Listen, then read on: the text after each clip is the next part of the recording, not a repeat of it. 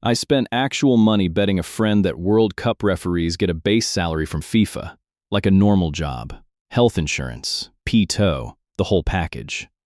I lost that bet in about 4 seconds, the moment I actually looked it up. Here's what most people get wrong about how a referee at the World Cup actually gets paid. Myth 1.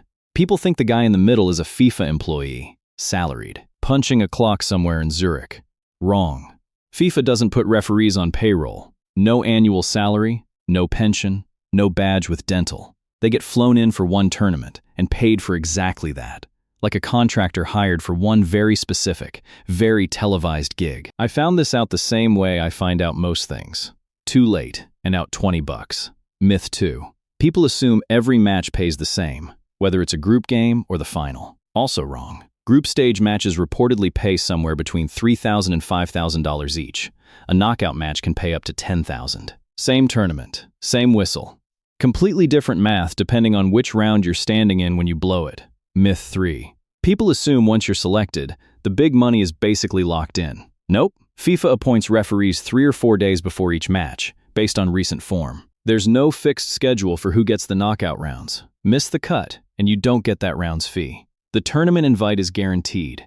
Everything after it, you have to re-earn every few days. Here's the actual shape of it, once you stack the pieces. The participation fee for 2026 is reportedly around $100,000, roughly double what it was back in 2014, and up from about $70,000 at Qatar in 2022.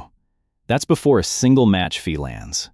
Add group and knockout games on top, and a referee who goes deep can clear that number fast. Former Premier League referee Mark Clattenburg has said reaching the final alone is worth somewhere between $60,000 and $70,000 in bonus money. Stack all of it, and reporting puts the top earners around $300,000 for the entire tournament. $300,000 for being the single most watched, most argued about person on the planet for 1 month. The assistant referees run on a lower scale entirely. Something like $25,000 as a base, plus roughly $2,000 a match. Nobody on the sideline is out-earning the guy holding the whistle. Myth 4. People assume getting picked is basically a formality once you're a decent domestic referee. Wrong. The selection process for a World Cup takes years, not months. Domestic matches, then your confederation vouching for you, then FIFA fitness camps, then assessment after assessment. Candidates start working toward the next tournament the moment the last one ends. Most qualified referees never make the cut, even once, in an entire career. For context, a top Premier League referee already earns somewhere around £170,000 to £180,000 a year, just officiating domestically. The World Cup fee isn't replacing that income. It's stacked on top of it, for 1 month of extra scrutiny most people would pay to avoid. None of these numbers are officially confirmed by FIFA. There's no public pay table anywhere.